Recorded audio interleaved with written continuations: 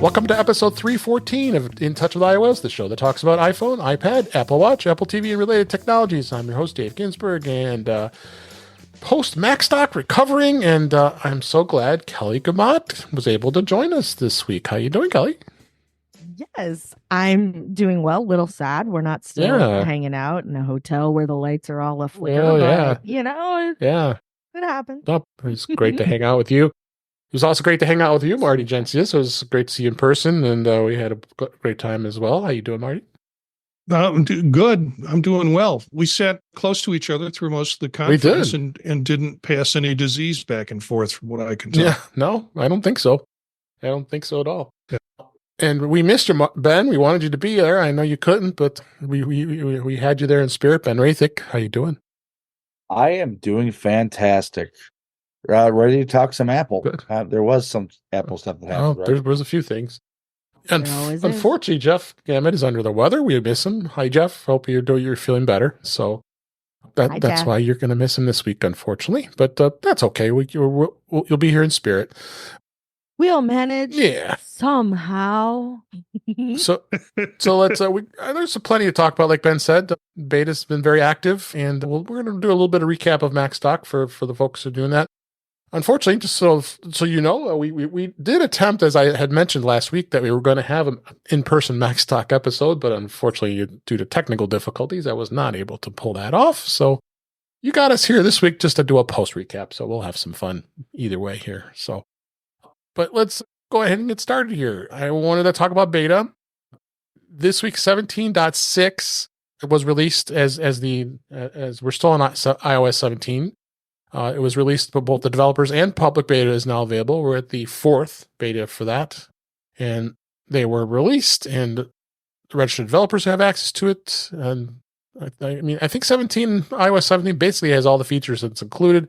I doubt there's to see much other major additions. Nothing's been really reported. Just to be aware that that's probably going to be coming soon for those of us who are smart enough not to put beta on your primary device. So unlike me, unlike you.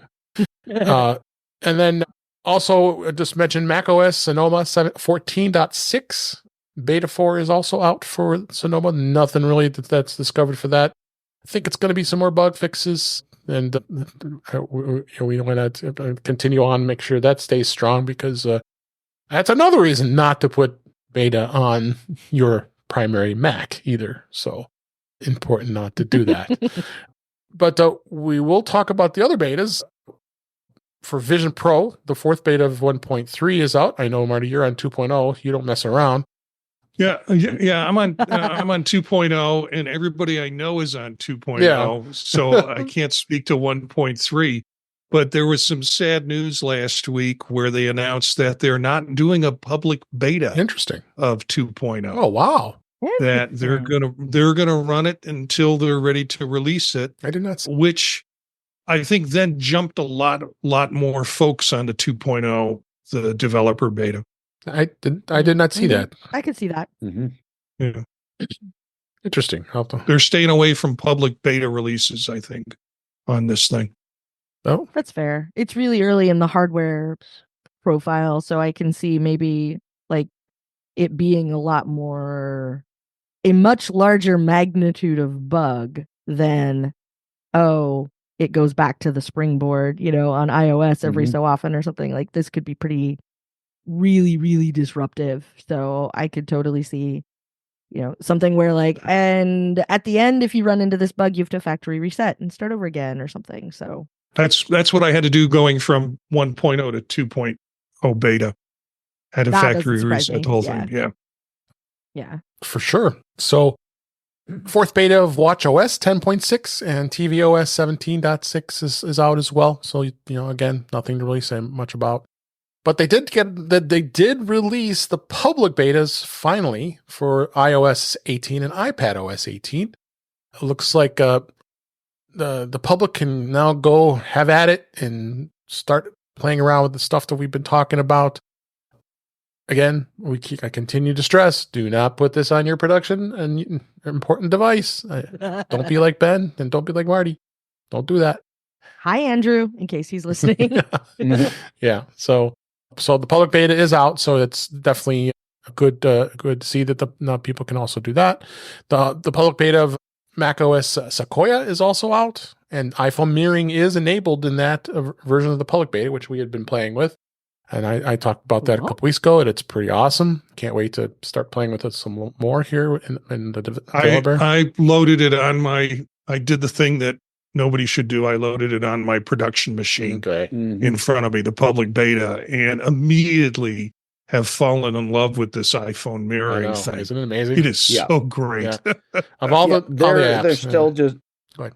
Yeah, go ahead. There is just to say, if anybody who is thinking about doing the developer or public beta to use iPhone mirroring, there is one major bug that has not been fixed. It does not recognize the space bar on the MacBook keyboard. That's a bummer. Yeah. But otherwise, as far as viewing my iPhone stuff, well, I'm doing it literally right now to my left. It also has some cool wallpapers. I mean, that's about as deep as I've gotten into it on my work machine. It has a selection of wallpapers that are all like, remember when Big Sur came out? Here's the wallpaper from Big. So there's some throwback to that, throwback wallpapers, which are pretty cool. And I'm on the Macintosh one right now. I've got it on all three screens, and it's fun. There's a lot of adjustments within that wallpaper you can play with. Yeah. So, well, we'll see how that pans out with the Mac OS. And also wanted to mention a little bit, and I've been talking about this, that's coming on tvOS. Amazingly enough, we have something to talk about on tvOS 18. The biggest feature is Insight, and it's probably one of the most exciting ones. You can find out show information about actors, characters, and even songs played in an Apple TV Plus movie or show just with a tap. It'll also show live previews of live broadcasts within the featured preview carousel in the home, enhanced dialogue. So you'll now be able to have, that's a huge upgrade, being able to deliver even more vocal clarity over music, action, and background noise. Moreover, the enabled dialogue now will also work with HDMI connected speakers, AirPods, or any Bluetooth speaker.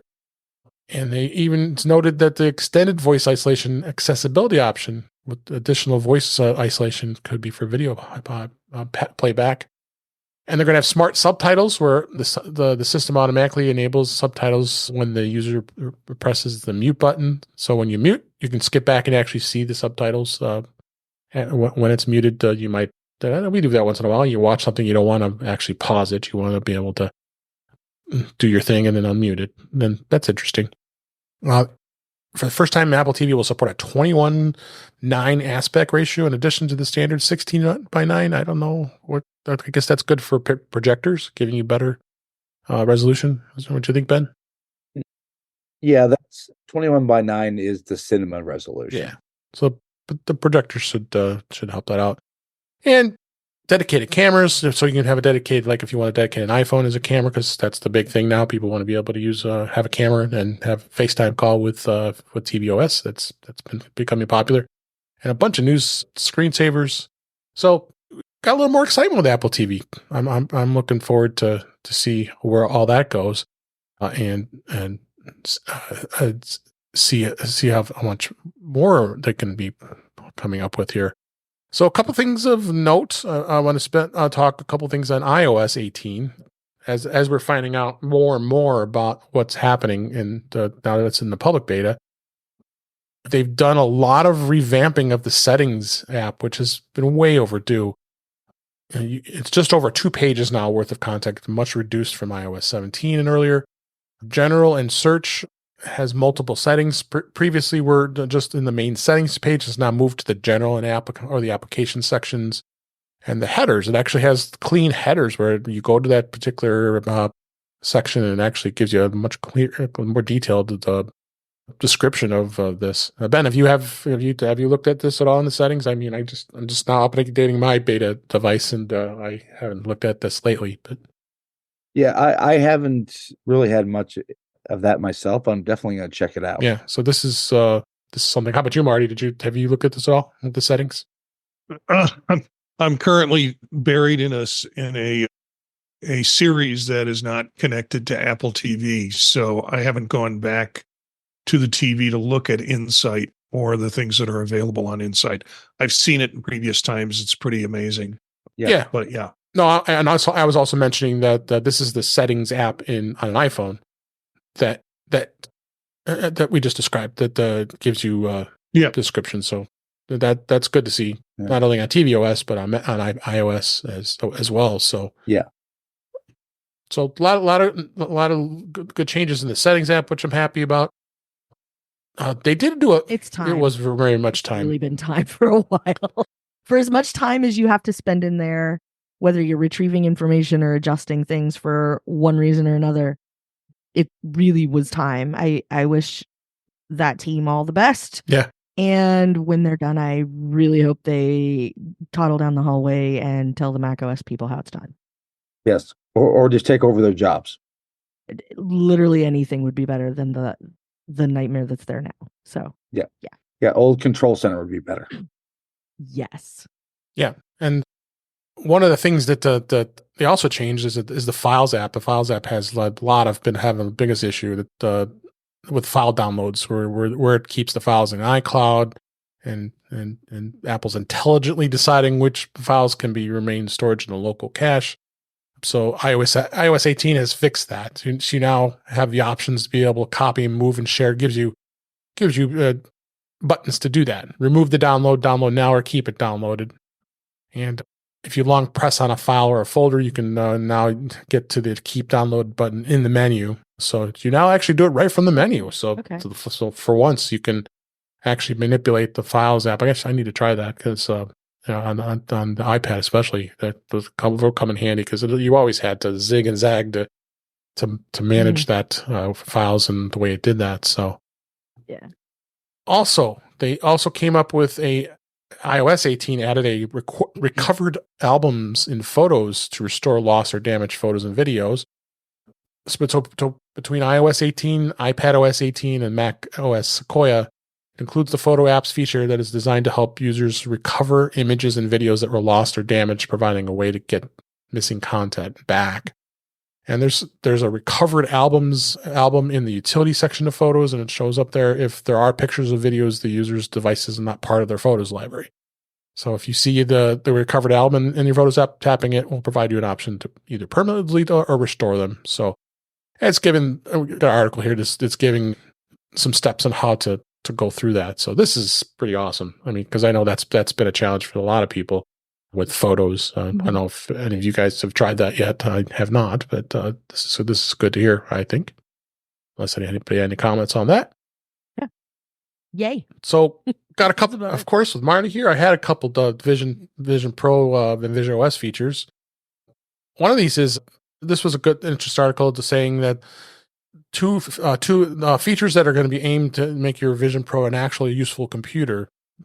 They did some big upgrades to the Mac Virtual Display, and I don't know how much have you tried to using that as a virtual display with your Mac, Marty, with the Vision Pro. Yeah, there's some, they seem like little things, but they're big things in the long run.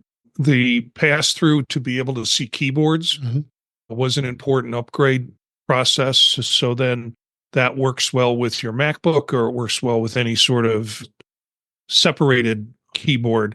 I think primarily it's Apple Magic keyboards that will do the pass through with that. Yeah, the Mac Virtual Display is pretty amazing. We haven't gotten to the big cinematic display yet. That is not rolled out, and they say that won't roll out for a while. Okay. It's interesting with these articles, they always show the widescreen version curvature of the display that you can't get yet. So, but yeah, it's been really good in terms of that with the Mac Virtual Display. Yep. And as you just mentioned, resolution is better. Yeah, resolution seems to be better. And that's through all of with the 2.0 beta that's out. The resolution, the eyesight, which is looking at things to trigger actions, is better and more accurate. So that's also another welcome piece. Yeah, for sure. you also mentioned the proper keyboard and mouse support. So the Vision Pro has had a more impressive controller-free UI, so you can navigate seamlessly with your eyes and hand movements. So have you found that to be useful? Yeah, certainly. Particularly for me, late at night, I don't know, my eyes change throughout the day. Mhm. So whether I have contacts in that are just been in too long, because I have dailies that I use, or if my eyes just get a little different late at night and I have my contacts out and I have the readers in, it just seems a little more problematic. But this has improved it. This allows me to do things with the keyboard that I could do without necessarily having to use eyesight to generate that. So Yeah. So more to come with immersible video and others. So we don't have to dive into that. But yeah, I think that was a good review to see what's coming when it comes to the Vision Pro. There's a lot more exciting things to come here. So lastly, in the topics I wanted to talk about really quick is the easily being able to switch from Google Photos to iCloud Photos with this new tool. Google released this tool that allows you to transfer your photos and videos from Google Photos to iCloud Photos, complete with albums and descriptions.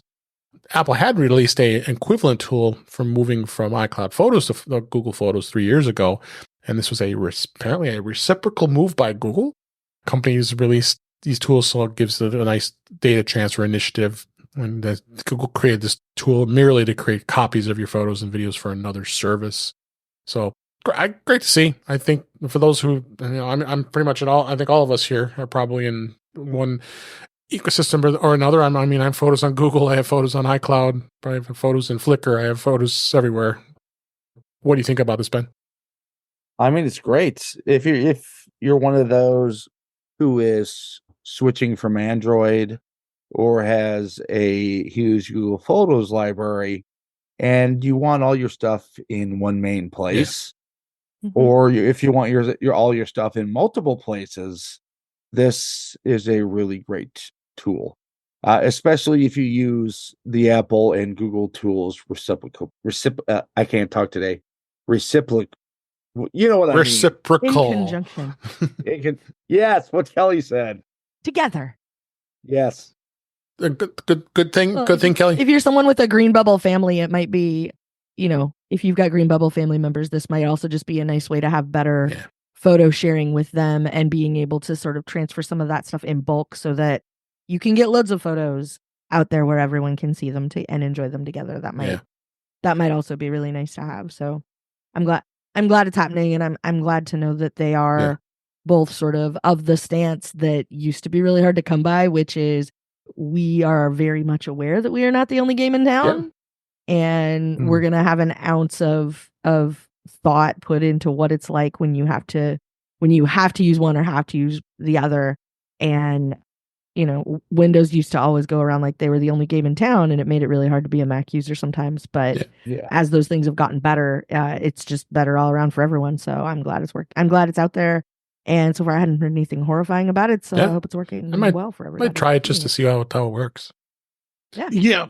For me, I would dream that I could have a world where I could just move into one ecosystem. And this seems like a tool to be able to do that. But I also realize I've got a lot on Google Drive. I have a lot invested already in that. So this is a nothing burger for me. This is not going to change the way I manage photos in Apple and the stuff that I have backed up in Google. I'm not going to pull out of one and just go all over to the other one because I've got other things I'm doing in other ecosystems. And as Kelly said, even, relatives, it makes it a lot easier to do some sharing when they're in that system and not in Apple's ecosystem. Yeah. So let's move on to the next topic, which is the Macstock Conference and Expo. We we're recovered from 3 full days of festivities at Macstock. We had absolute blast. Kelly and Marty was there, and Jeff, Chuck Joyner, so many others, and it was a 3-day event. We had workshops on Friday, and Marty, you did just an amazing workshop for 90 minutes on leveling up your AI for peak productivity. That was just a great thing. Everybody, I think, really enjoyed that, what you did.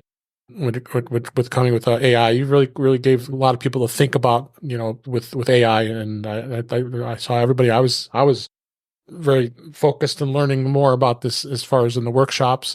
I'm not going to go over every single thing. Mike Potter did a great thing with leveling up and getting started with Ecamm Live. And in fact, we've been talking. Ecamm it became a sponsor this year for Macstock, which was amazing. So there was a gal who, Hi, Doc. hi Doc, and they had a giveaway that they get a 1 hour session with Doc and a free year of Ecamm Live. So that was great too. So I see more things to come with Ecamm with the workshops.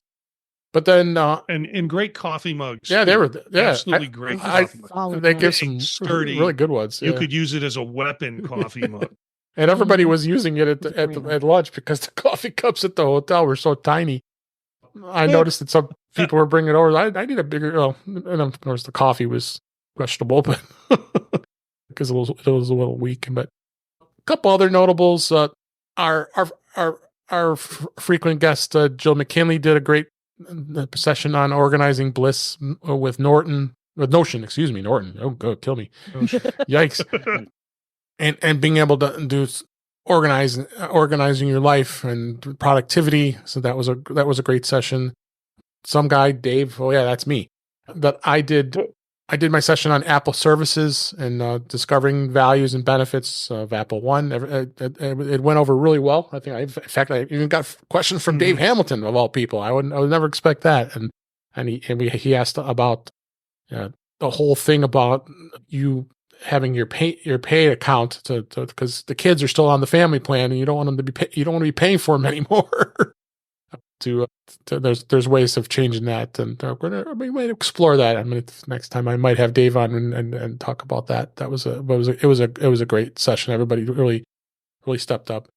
We miss you, Jeff. And Jeff did a great session on your smart home strategy. Everybody was really close to looking at that. I think it was a really good session with that. And we wrapped up Saturday with Dave Hamilton doing a Streamline to Shine, mastering that real-time podcast production. And I learned a whole lot of cool utilities. That one utility that he's using I didn't even know about, and because there were some people saying, I'm probably not going to listen to this because I'm not interested. I say, you got to stay, take a listen to it, and actually they kind of got interested in looking at what that had to do. Did you guys? I got something out of Dave's presentation as well. So I think that was great. Well, I'm a little closer to Dave's presentation than a lot of people. Oh yeah, all of us as podcasters, yeah, for sure. Well, because I adopted basically the workflow that he was showing when I took over daily observation. So a lot of what he was doing there was stuff that I did for years as part of that show. But I have the thing I didn't get into, like while we were there, like, oh, by the way, I have this side keyboard maestro macro that transforms my plain text file where I put the timestamps and transmogrifies it into the format so that it spits it all into the right fields in Auphonic. So it's super cool because I said I was trying to solve a problem, and my friend Dr. Drang, who will never pay for a drink in my presence again as a result of this one tool because it made my life so much better, said, that sounds like a fun problem to solve. Do you mind if I take a crack at it? And I said, absolutely not. Here's what it looks like. Here's the page where I put the stuff. Here's what my file looks like. I'll send you one. You can see all the stuff you need to see. And he went, oh, that looks cool. Yeah, I could do that. Go like this, go like that. And then now I have one extra macro that I do that spits all those values in automatically, and it's super great. That's great. And again, I'm not going to go through every single. There were so many presenters. And Brian Flanagan, Arthur's, he's in our chat. How you doing, Brian? You did an amazing. Hi, Brian. You did an amazing presentation on powering up the game, cutting the cord, and catching the action in the Apple ecosystem. And he's a big sports fan. I'm a sports fan as well, and I was worried that he was going to lose the people in the audience since we're all Apple geeks and may not be sports fans. But I think they got lots of good things out of it because he talked about the streaming services and how the difficulty and challenges of where you have to go to watch the sports that you like. and all that stuff. And it was just amazing. And people just were really intent to it. And in fact, I helped him out a little and answered a few questions. I think somebody asked about how do you watch horse racing? He didn't know that, and I didn't. I knew that because I used to do a horse racing podcast years ago. So it was a really good way of going through that stuff. So I guess his presentation and mine were kind of near each other, but more I focused on the Apple services. They were complimentary. They were complimentary. Yeah, there are some sports you can get on Apple TV, through an Apple service. Right. And then he kind of dove into the sports piece of that. I don't watch a ton of sports, but the reason I was very attentive in his presentation is because I will get questions about it. That too. And so now I have like a basic handle on, football, that's over here. Yeah. You want this, it's over there. All of it's still kind of an intellectual property disaster, but at least now I have kind of a vague idea of like, if this is what you're trying to do, this is one possibility for how you can actually get there. And Marty, you were just working hard at Macstock this year. You had both a workshop and a presentation on Sunday. And you did an amazing talk about guiding others to troubleshooting with ease, because we all know we're tech support for our families, right? And helping people along how you troubleshoot, how to have them, encourage them to be self-reliant. And I think you did a really amazing job. What did you think? I think I really thought you did well, Marty. I had fun with it. Yeah. And it was probably the fun came out because in preparing for it, is like, this is a problem I don't know how to solve, but I think I want to solve it by the time we get to, or I want to have answers by the time we get to Macstock, and hopefully there'll be new answers. So I took the typology approach with it, and then just had fun with the setup at the beginning before we got to the serious stuff. That was fun. So, and this person, Kelly Guimont. Yeah. I think this was a good, I was very. She is crocheting. Yeah, she is crocheting right now. Yes. I was at first I was like, what are we doing here? We have a knitting needle and yarn. Okay. And her session was entitled, "It Pays to Level Up Your Brain Power." So we had the entire audience was given a small ball of yarn and a knitting needle. And you started teaching people how to do a cross stitch and going through it. And I could not do it. But every single person tried. We did try. And there was not one person who just pieced out completely. And afterward, more than one person came up to me. This was my favorite phrasing, but more than one person came up to me and said, "I will not be defeated by a stick and string, and I'm gonna figure this out." That's great. And I got a few people, like my grandma, my aunt, my mom crocheted when I was young, and I would sit with her sometimes. And I got a few people that had different sort of memories of it, or levels of exposure, I guess. And so while people were crocheting, because one of the reason for it was, if you have a fidget that can sort of activate your prefrontal cortex on a low level, then it's easier to take in information and stay more engaged and not be quite as distracted. Yeah. And so while people were trying to do this, I was explaining to them all of that stuff about how it works and why it's a good idea and what it does for your brain and what makes it worth doing. And note taking is important, but if it's something that you don't necessarily need to be writing down a lot of stuff from, but you need to be listening and you need to be engaged, that I think is super helpful. And people were engaged at the time. People were asking questions. People were helping each other. YouTube videos came out immediately of people trying to figure out what is the thing that we're doing right here. And every piece of it was just fantastic. I think for me, the biggest part was that everybody gave it a shot.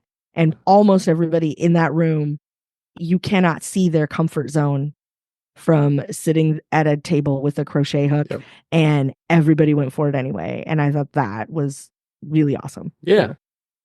Just to wrap this up here, Chuck Joyner and Jeff Gammon did an actual tag team event. It was really great. Leveling up your tech gear by Matt. Not a cage match. Sadly, I did take one. Yeah. They had to take a 0.5 point deduction because it was not. It was not a cage match. King in the ring. Leveling up your tech gear, maximizing your Apple dollar. But both Chuck and Jeff went through and talked about what to get, what to purchase, how to maximize your Apple dollar. And it was a really good session, and I was glad to do it. And we wrapped up. Unfortunately, Wally Trubinsky couldn't make it, so Chuck Joyner emceed the Macstock Short Film Festival. There was a lot of great creative things that were submitted for that as well. Now, the other best thing before we wrap up our Macstock discussion is the events happening at night. Mac Geek Gab, our friends at Mac Geek Gab, Dave Hamilton, Adam Christensen, and Pilot Pete recorded a Mac Geek Gab session, and it was a blast watching them do that live.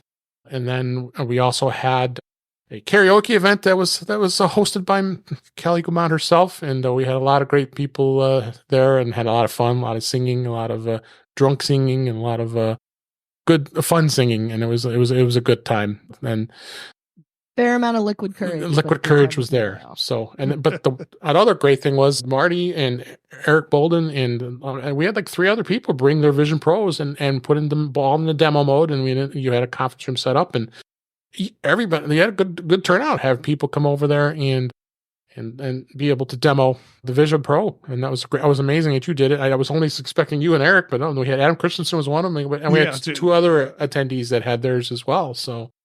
Wow. Yeah, we were not attempting to take anything away from Kelly. We thought there would be a couple of people that would come in, want to do a demo, and it would be quiet enough that we could actually record a show. We never got the show done. Yeah. We did it the next day during the lunch hour. Right.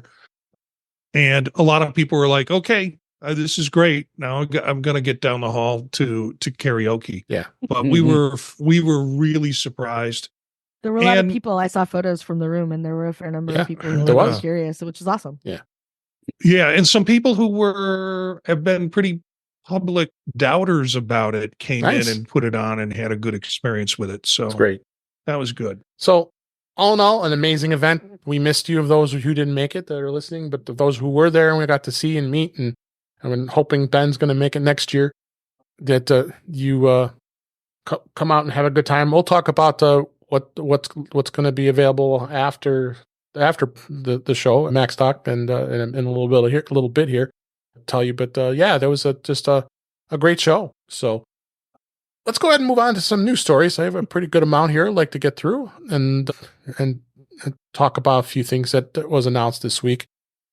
One of the first ones was AstroPad Studio. That it gained the support for the Apple Pencil controls. So everybody knows that the Apple Pencil Pro now has the drawing tools, and you get to squeeze for gestures and shortcuts and all that stuff. Well, now the software is actually going to be released and support that, and you can get a license for that. It's $60 for 1 year, and then they have a lifetime license at $120. What AstroPad Studio is it's for drawing software. So if we had Jeff here, he'd tell us a lot about how great this tool is and being able to get some drawing done. So just wanted to mention that, unless anybody had anything to add on that.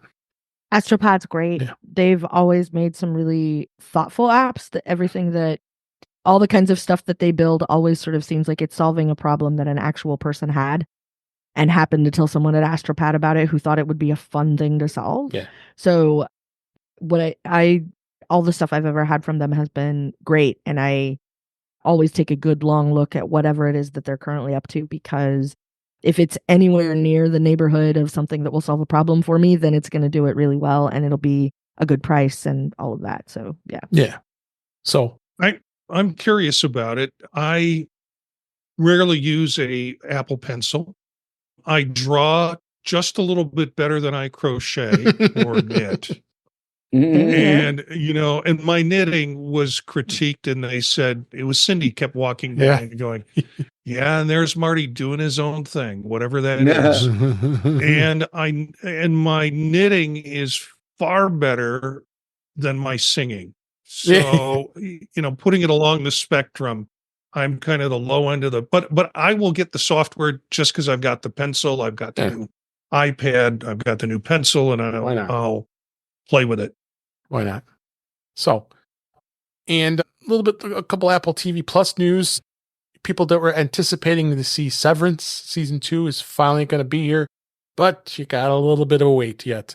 as this is we're in July this of 2024. There was a teaser for the new season. It was shared on social media, but it's not going to come out until January of 2025. So people are going to have to wait a little bit longer. Womp womp. So, but you know what? Apple TV Plus has just amazing content. I talk about that in my Macstock presentation about how the content is just, it's endless and it's just getting better and better with some of the different shows out there. So speaking of amazing content, Apple was nominated for a whopping 72 nominations for the 76th annual Emmy Awards for all of their shows. Notably, their bigger shows like the morning show, which is like, it's been a while since I watched the morning show, and it's got 3 seasons. They got a whole long list of awards there. You also had Lessons in Chemistry. Got a number of award nominations. Slow Horses, which is an amazing show. Oh, yeah, Gary Oldman, and a lot of nominations there. Palm Royale got a lot of nominations. The documentary Steve Martin was scored a number of nominations. Masters of the Air and the dramedy Physical, as well as Girls State, got some nods, and there's just a number more. The Reluctant Traveler with Eugene Levy, Silo, even the Hannah Wennington's Home for Christmas got 2 nominations, which is amazing. That was a fun show that she did. It was lovely. Yeah, I really enjoyed it. So Apple continues to just get better and better with their content, and obviously the Emmys noticed that, and then they got an amazing amount of nominations. So they're probably going to continue to do even better. I'm still watching the show Presumed Innocent. That's still new. I mean, my God, it's just riveting. Like I can't wait for it gets released every Wednesday, and I just watched the episode yesterday. So as we record, and that's a great show too. So it just goes on and on about finding some great shows on Apple TV. Was there anything missed? Were there any shows that you've seen on Apple TV that should have made the list? What do you think, Kelly? Mm-hmm. Yes. Yeah, I was surprised not to see Manhunt on it, because the production quality of that was so high that it was like, where'd they get this scene? Right. How did they set the scene? And it was an interesting, compelling story, but that would have been one that I would have hoped to have seen on the list. Yeah. And Acapulco is the one. Yeah. Deep in my heart. I think that's the one that I think I've described it as it's the one I'm going to go put on a short sleeve white shirt and a skinny black tie and start knocking on doors and ask if people have accepted Acapulco into their lives, because it's got that Ted Lasso vibe in that it's fundamentally not a mean show. It's not about bad people being bad to other bad people, which is fun to watch in its own way, but it's sort of like the photo negative of something like Succession.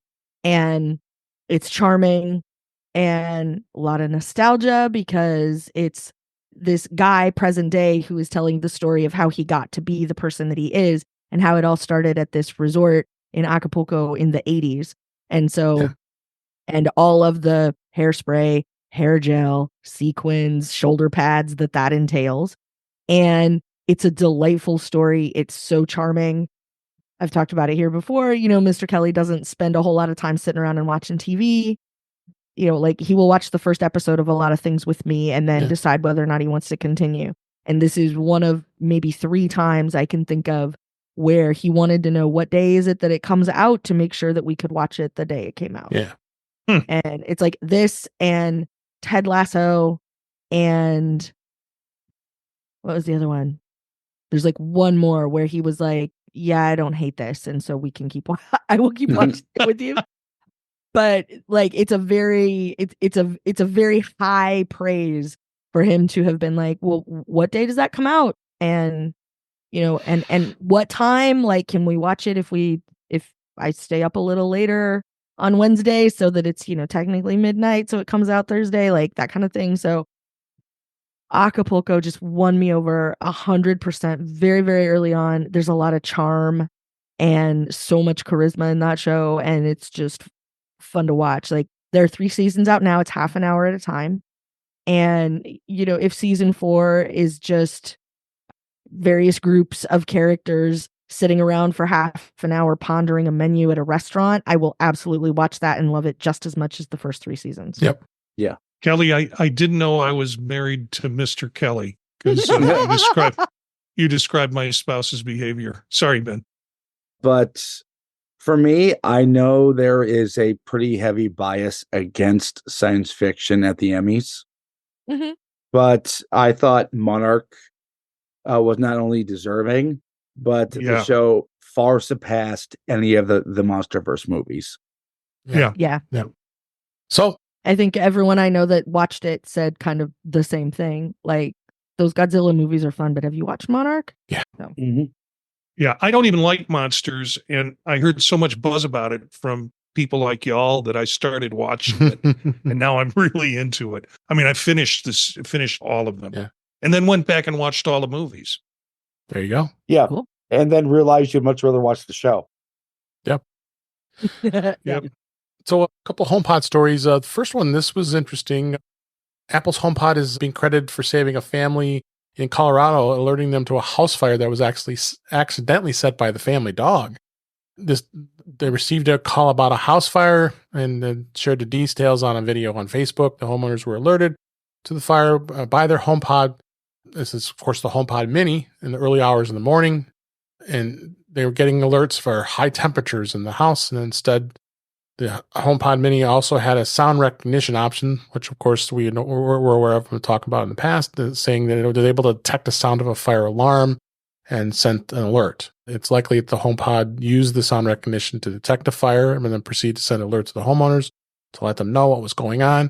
It was unclear why the family did not hear the fire alarm that the HomePod must have detected.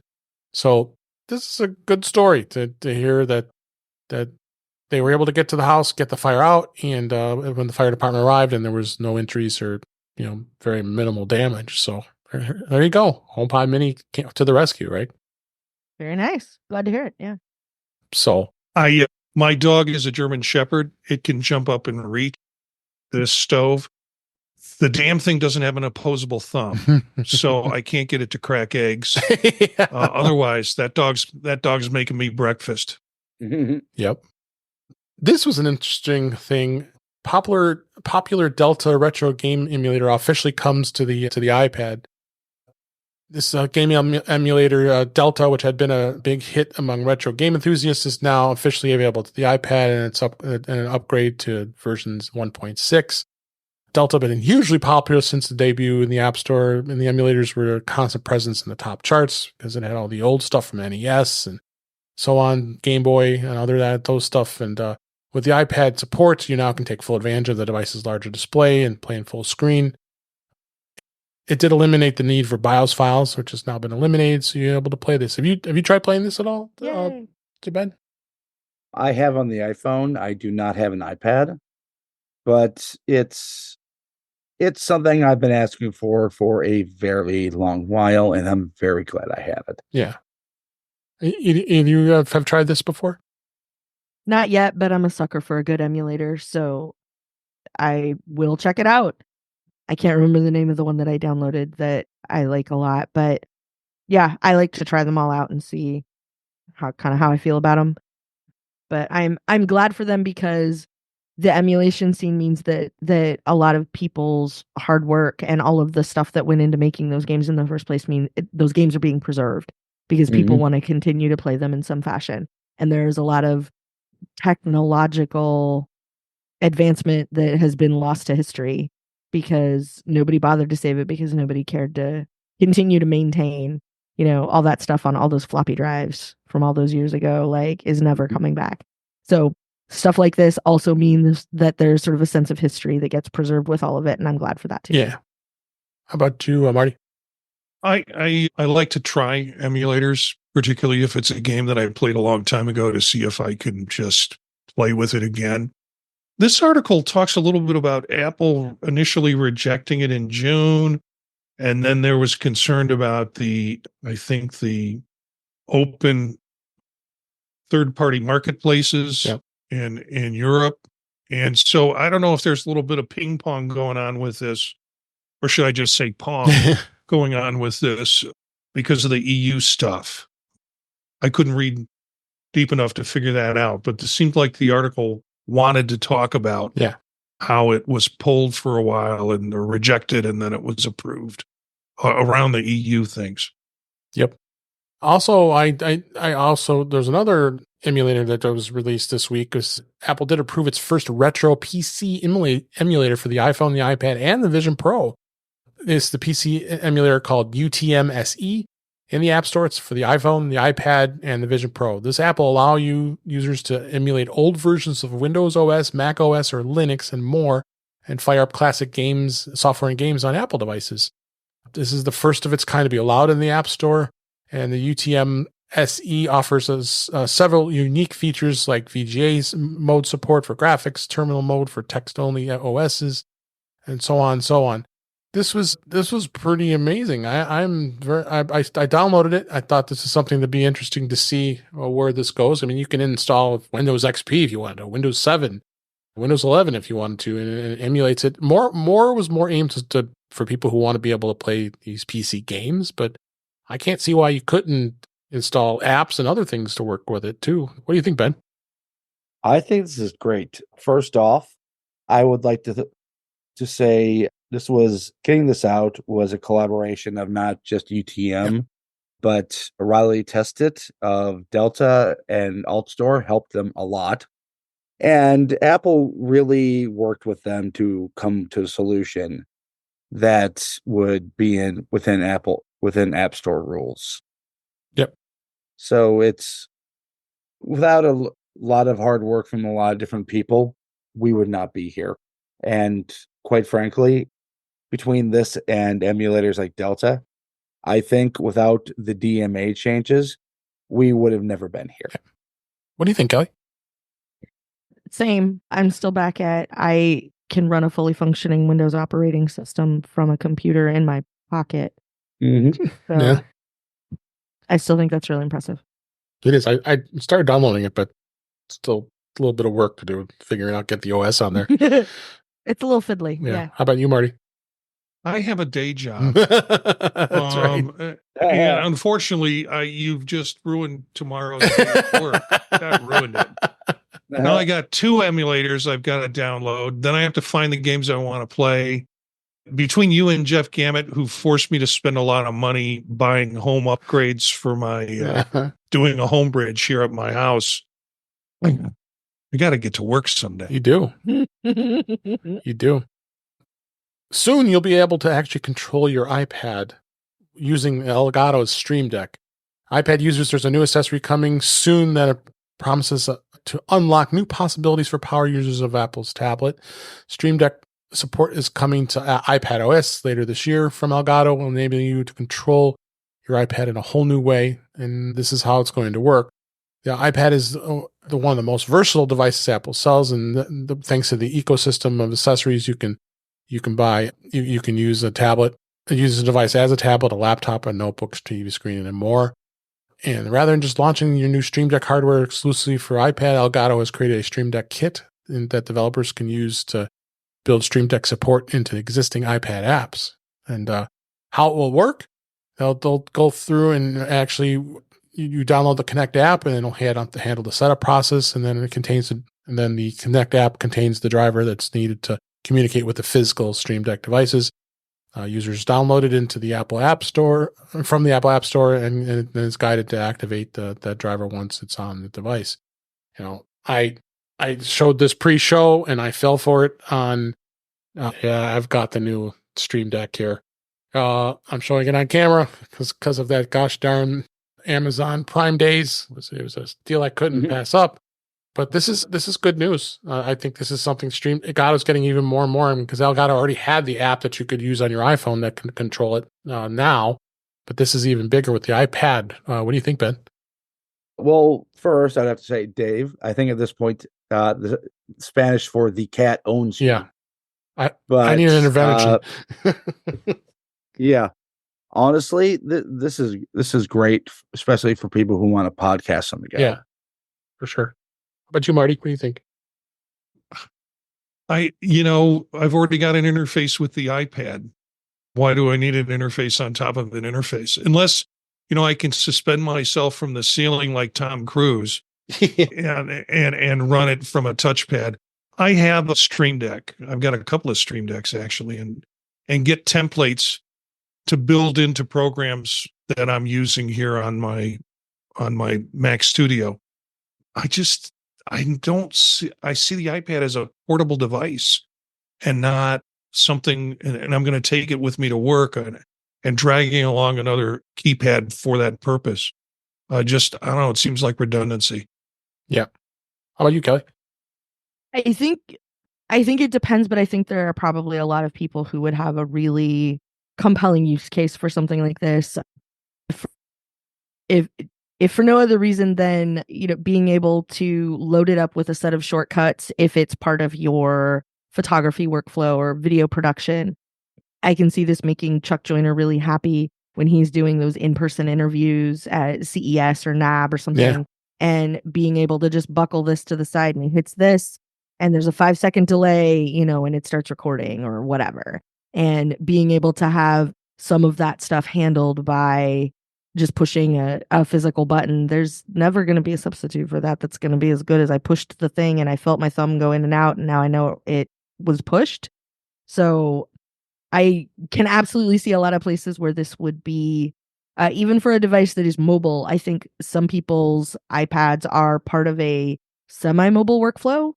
Like, you've set up to photograph an event or something like that, or, making it a little bit more reliable podcast anchor for a live podcast setup or something like that. I think it could be really interesting. And this is another one of those moments where I'm really excited for it to get here and get in people's hands so that I can see what everybody goes and does with it. For sure. Because it's going to be awesome to watch. Like, as a spectator, watching people apply their creativity to something like this is always really fun. Yeah.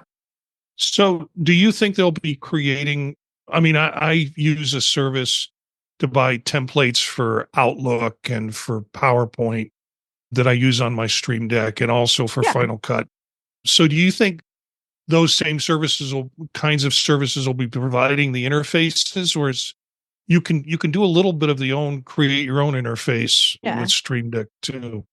Yeah. Well, and I think also just sort of the setup, because you can hook a button up to a wide variety of things.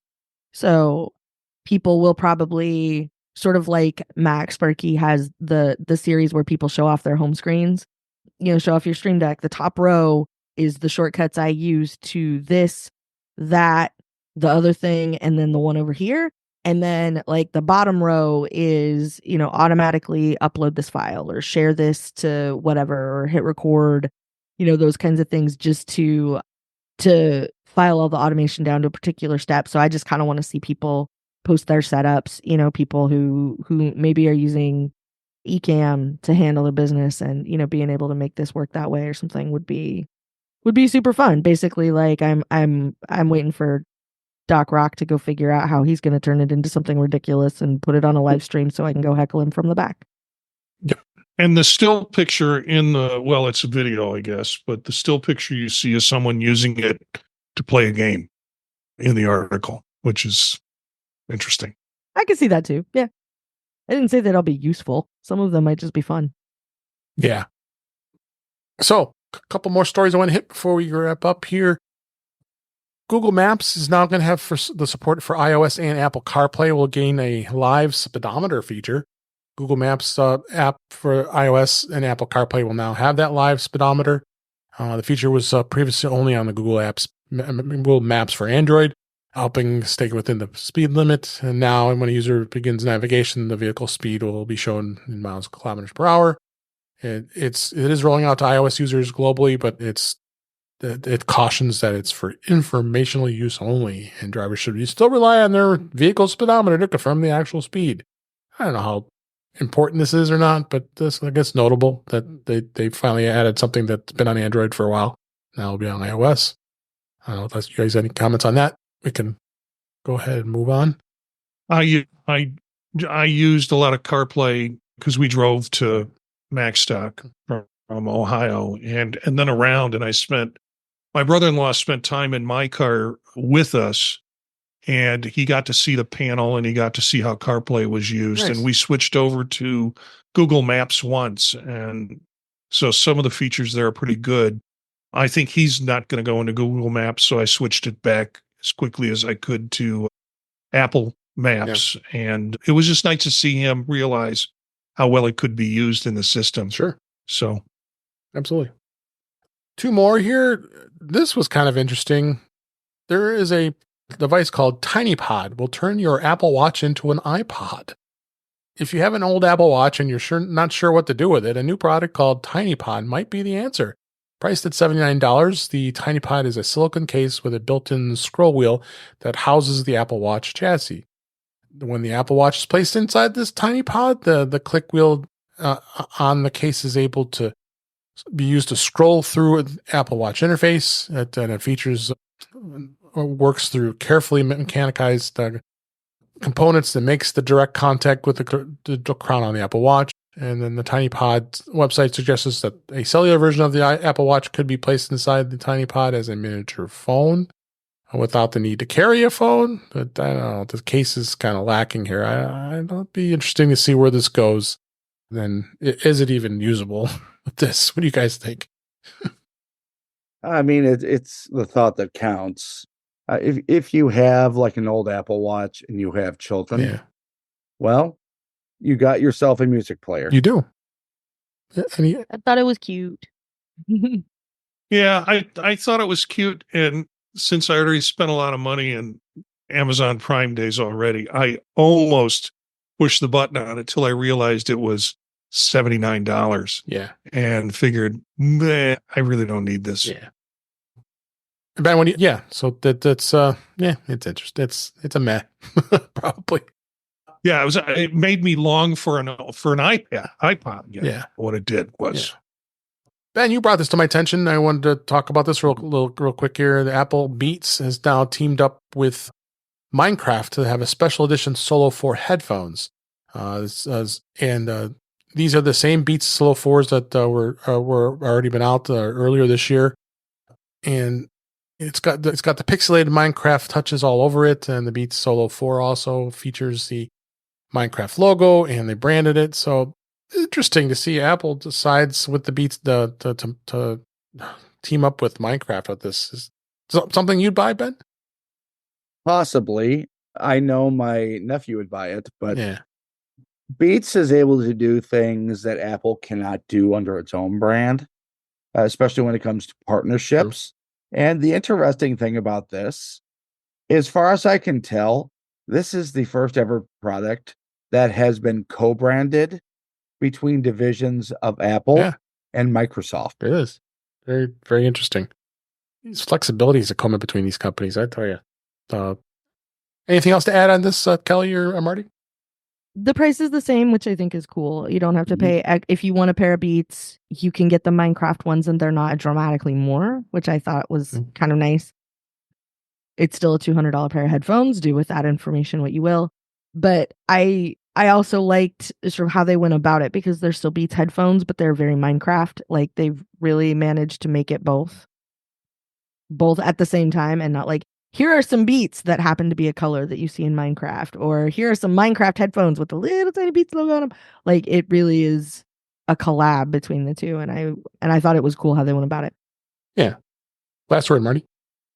Oh, I got nothing on this. I have enough headphones. You and me. I've only got 2 ears, and I have multiple sets of headphones that I don't use as much as I should. I'm the last person in the world who doesn't play Minecraft. I'm not buying a pair, but I'm appreciating them for what they are. You and me both.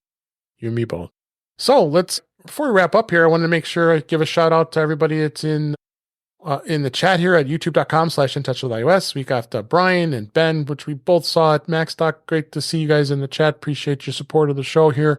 And it looks like Brian got a Raspberry Pi. You'll have to talk off after the show about that, Kelly. He mentioned that because of your influence. Yeah, we talked about it a little at Macstock. Yeah. So, but one more thing about Macstock, as I mentioned earlier, Macstock did wrap up, but you are going to be able to start purchasing the digital pass. The digital pass is going to give you the opportunity to be able to go ahead and watch all those great presentations that we described earlier.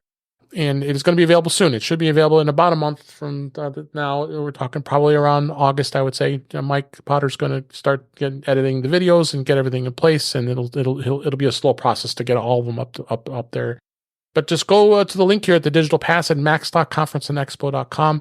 There's a link in the show notes, and you can purchase that digital pass. You also can purchase the previous year's passes as well if you wanted to be able to watch some of the great content. So go ahead and check that out.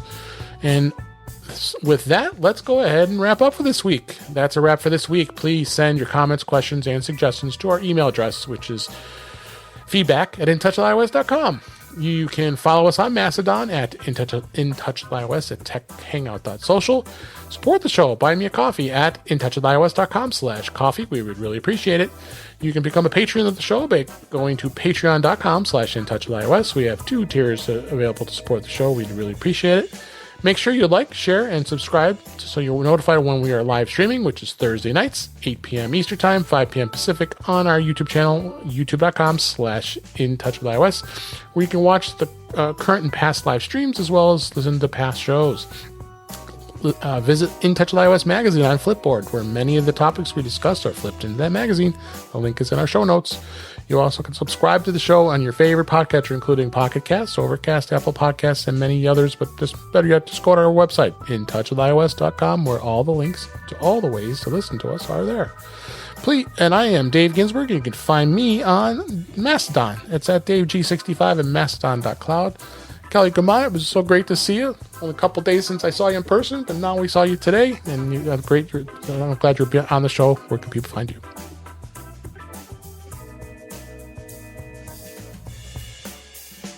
You can find me right here behind the mute button. I was going to say.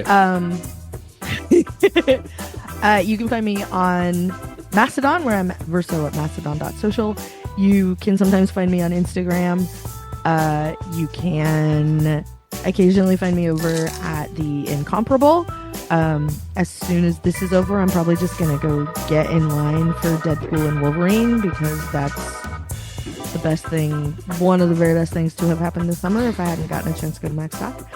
And the rest of the time, you can find me occasionally over on the Incomparable Network and on Tuesday nights with Chuck Joyner, where I am doing my best to make sure that he does not stay anywhere near the topic on Mac Voices Live. Yep. Thank you. I'll mix it up here. Ben Roethig, thank you for being here. We missed you at Macstock, but there's next year. We're gonna get you there somehow, some way. Where can people find you? Well, Dave, you can find me at Ben Roethig on your social media of choice. You can find my writings at roethig.tech. You can find them there. You can also find it at roethigtech.com, which is the main one. On Tuesdays, you can find me on Mac Voices Live with Chuck Joyner. On Thursdays and Fridays, you can find me on the British Tech Network on the Big and Mac shows. Great. Thank you, Ben. Last but certainly not least, Marty Jencius, thank you so much for being here. Where can people find you? This is the best part of my Thursday and thanks. Most of my Friday too. You can find me at Jencius, JENCIUS at mastodon.social. And also Mac Voices on Tuesdays with Chuck Joyner. And then 3 different podcasts that I do, Vision Profiles with Eric Bolton, and Circular Firing Squad, and Tech Savvy Professor are 2 other. Get all that information at thepodtalk.net. All right. Thank you so much. And thank you for listening. We hope you enjoyed the show. It was great to give you all the insights about Macstock and everything else that was going on this week. And then we're going to be back next week. So until next time, thank you for listening. Thank you for watching. And we'll talk again soon.